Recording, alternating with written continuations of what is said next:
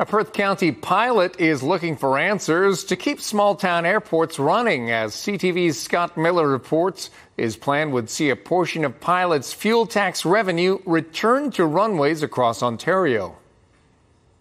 Yeah, the plane's only 900 pounds empty. Ed Doss has been flying planes since he was a teenager. He set up shop at Stratford's airport for the past 20 years and has seen the debate over his airport and many municipally owned airports' viability and potential sale bubble up again and again. Stratford being a perfect example. Currently, they run a $73,000 deficit that's funded by the city. And at the same time, the airport gets $0 from the provincial government in support of it. Doss, along with the Airport Management Council of Ontario, wants to change that.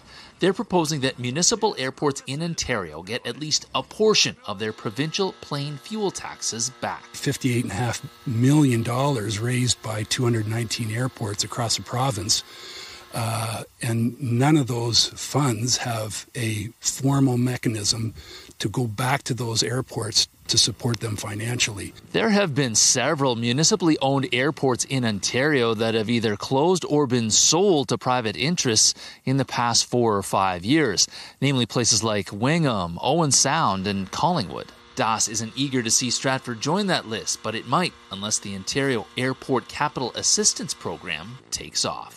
The province uses the airports. They have Orange Ambulance, for example, lands here at Stratford almost on a weekly basis. It's a provincial service.